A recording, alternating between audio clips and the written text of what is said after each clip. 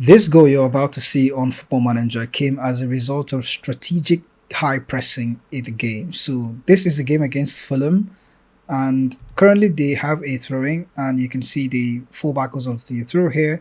And our team is kind of set up in a very good shape, so we're not really rushing things. But you can see that once they start to play out from the back, the moment they get the ball, and then we have like one, two, three, four, five players closing in on them. And I'm going to show you by the end of this video the roles and team instructions and opposition instructions that I use to actually get this to happen, and it's going to shock you when you see what actually happens. So here's Sheridan in possession of the ball, and he tries to play it back to the goalkeeper. Big mistake, by the way. And our center forward here doesn't really get the ball at once, but then the goalkeeper goes on to play the ball out again, and he can see it all the way out to a defensive midfielder. And then there's another press on that guy that forces him to go all the way back, and he starts to pass the ball back again out to, what's this guy's name, Daliwal. As Daliwal is in possession, he is still thinking, I need to go back because I'm being closed down. So we have number of players actually closing down all the Fulham players, and he plays the ball back to Sheridan. Sheridan goes back to the goalkeeper again, and the goalkeeper, he's still playing it back to Sheridan. So they're still trying to play out from the back. And notice that throughout all this, my players are not actively in the face of the opposition. We're just strategically positioning ourselves in certain areas that forces them to actually play the ball back often.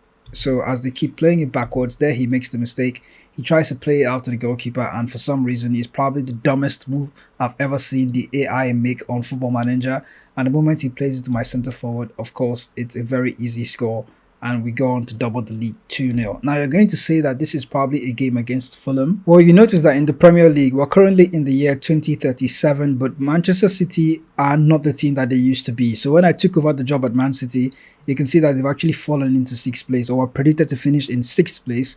And Fulham, well, they're somewhere in 14th, but they're not the worst team in the league. So if you know how the Premier League works, they're somewhat mid-table, and you can actually force them to make mistakes like that. And mid-table teams are sometimes the more difficult teams to actually beat in Football Manager. Now, the system I've been using to actually force this high press to work on some teams has actually helped us get some big wins, most notably the win against AC Milan in the UEFA Champions League group stage. Now, again, you're going to say that's AC Milan. We also got big wins against Newcastle, and the reason why I'm mentioning AC Milan and Newcastle is because if you go back to the Premier League table, Newcastle are the second best team in the land outside Tottenham Hotspur, so they are now the top dogs. And if you look at the club rankings overall in the global space, AC Milan are the best team in the game. So we've somehow found a way to beat teams like Newcastle and AC Milan. And it's odd because if you look at the club rankings, Newcastle are sort of below us in the club rankings, but in the league they're almost 10 times better than we are. And I don't know how Football Manager manages to make that work, but in 2037, we're not as good as Tottenham or Newcastle United in the Premier League and in the Champions League, where we still have a higher reputation, maybe because it's Man City.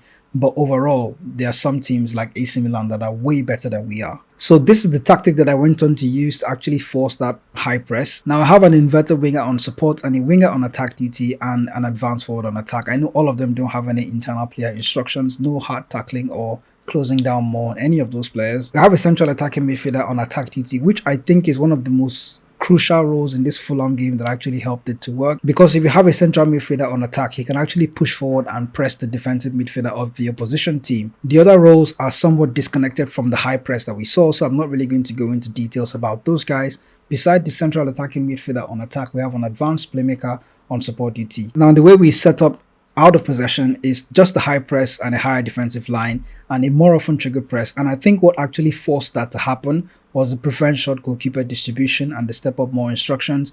But if you look at the opposition instructions, Fulham actually set up in a 4-4-2, and during that game I intentionally did not use any opposition instructions. So everything that you see happened organically without forcing any trigger press on any players. So when you have it blank like this, sometimes your players can still be smart with their high pressing and kind of work on a strategic press that is going to help them win possession of the ball. So we're going to see the goal again in full flow, so you see how it actually works out. So here's the throw, and there we go.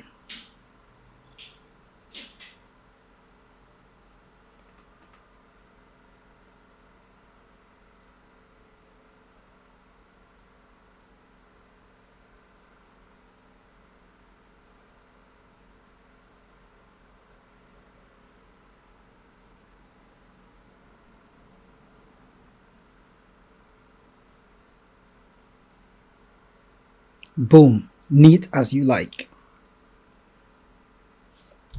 So if you want to see me do a breakdown about how this tactic actually works in detail, do let me know in the comment section. And for more Football Manager tactic videos like this, do want to subscribe to the channel. I actually have one unique video about opposition instructions that can actually help you use opposition instructions in the right way, even though I didn't use it here. You can go ahead and check out that video, and I'll see you there.